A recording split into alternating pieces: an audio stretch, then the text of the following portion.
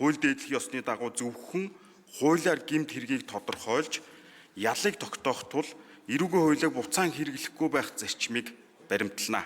Энэ зарчим нь үйлдэл эсвүүлтгүү гарахын үеийн хуулиар гэмт хэрэг тооцоогүй байсан бол түүний төлөө хэнийгч гэмт хэрэгт буруутгахыг эсвэл гэмт хэрэг үйлдэх үед хэрглэж байснаас илүү хүнд ял оногдуулахыг хориглох утгатай.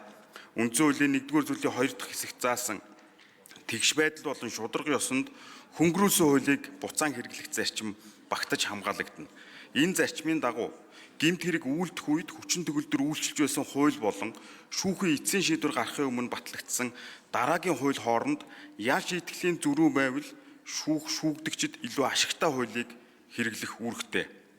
Эрүүгийн хуулийг буцаан хэрэглэхгүй байх болон хөнгөрүүлсэн хуулийг буцаан хэрэглэх нь үндсэн хуулиар хамгаалагдсан заавал дагаж мөрдөх туйлын шинжтэй зарчим тул гэмт хэрэгт буруутгагдсан хэн бүхэн эдгээр зарчмын дагуу шүүлгэх үндсэн эрхтэй. Түүнчлэн эдгээр зарчим нь гэмт хэрэг болон холбогдох ялыг тодорхойлсон материалын эрхцүүд үйлчлэгч процессын эрхцүүд үйлчлэхгүй.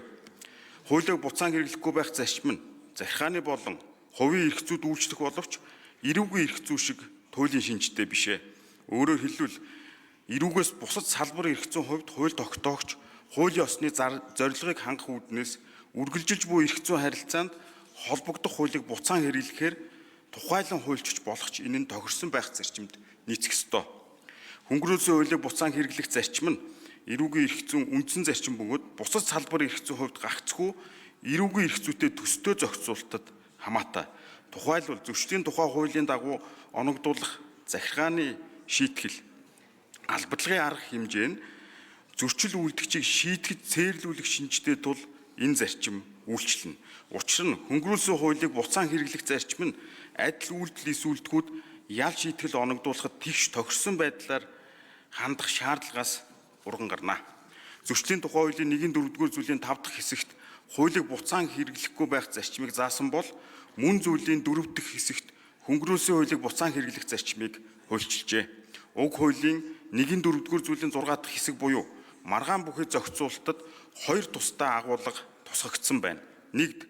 Тус зохицуулалтаар шийтгэл оногдуулах албадлагын арга хэмжээ хэрэглэх тухай шийдвэрийг гүйцэтгсэн бол эрх зүйн байдлыг дээрдүүлсэн буюу хөнгөрүүлсэн хуулийг буцаан хэрэглэхгүй болохыг тодруулж нэг мөр болгожээ. Энэ нь эрх зүйн тодорхой байдлыг хангах замаар хууль дээдлэх ёсыг хэрэгжүүлэхэд чиглэсэн байна. 2. Зөрчлийн тухай хуулийн 1-4-р зүйлийн 6 дахь хэсэгт шийтгэл оногдуулах албадлагын арга хэмжээ хэрэглэх шийдвэрийг гүйцэтгээгүй байгаа тохиолдолд буцаан хэрэглэнэ гэж заасан нь хууль тогтоох онцгой бүрийн эрхийн асуудал байх тул үндсэн хууль зөрчсөн гэж үзэх үндэслэхгүй байна. Үндсэн хуулиар хамгаалагдсан хөнгөрүүлсэн хуулийг буцаан хэрэглэх зарчим нь үйлдэл эсвүүлтгүү гарсны дараа батлагдсан хуулиар түүнийг зөрчил тооцохгүй болсон эсвэл оногдуулах шийтгэл албадлагын арга хэмжээг хөнгөрүүлсэн бол шийдвэр гарах үед тухайн хуулийг буцаан хэрэглэхийг үргэлжлүүлнэ. Харин хүчин төгөлдөр болсон шийдвэрийг гүйцэтгээгүй тохиолдолд хөнгөрүүлсэн хуулийг буцаан хэрэглэхийг үндсэн хуулиар шаарддаг байна. Холбогдох шүүхийн шийдвэрээс харахад маргаан бүхий заалтыг шүүх ялгаатай хэрэгжилж байх боловч үндсэн хуулиас бусад хуулийг тайлбарлах хэрэглэх нь ердийн шүүхийн эрх хэмжээнд хамаарна. Иргэний өргөдлөөр тодорхой хэрэг маргааныг шийдвэрсэн шүүхийн шийдвэр өөрийнх нь үндсэн эрхийг зөрчсөн тухай маргааныг үүсгэснээс бусад тохиолдолд үндсэн хуулийн цэц үүнийг хэн шийдвэрлэхгүй. Энэ маргааны хувьд иргэд мэдээлэл гаргасан байх бөгөөд үндсэн эрхийг нь хөндөөгүй байна. Монгол улсын үндсэн хуулийн 64-р зүйлийн 1 дахь хэсэг, 66-р зүйлийн 2 дахь хэсгийн 1 дахь заалт, үндсэн хуулийн цэцэд маргаан хэн шийдвэрлэх тухай хуулийн 30-32-р зүйлийг удирдлага болгон Монгол улсын үндсэн хуулийн нэрийн өмнөөс дүгнэлт гаргах нь. 1.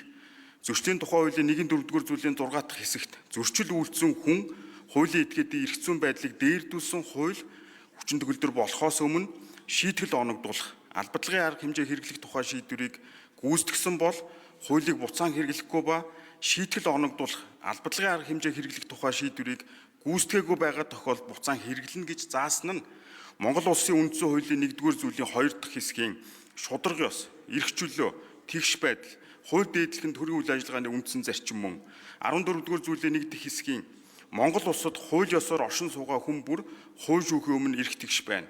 19 дугаар зүйлийн нэг хэсгийн төрөөс хүний эрх хэрэгчлөөг хангахуйц хууль зүйн болон бусад баталгааг бүрдүүлэх, хүний эрх хэрэгчлөөг зөрчигдөө тэмцэх, хөндөгцсөн эрхийг сэргээ идэлүүлэх үүргийг иргэнийхээ өмнө хариуцна гэснийг зөрчөөгүй байна. 2. Энэхүү дүгнэлтийг улсын хурлд уламжилсугай. Даргалагч Г Баясгалан, гишүүд О Мөнх сайхан, Э Их Туяа, Ц Цолмон, Б Болдбаатар. Анхаарал хандуулсанд баярлалаа.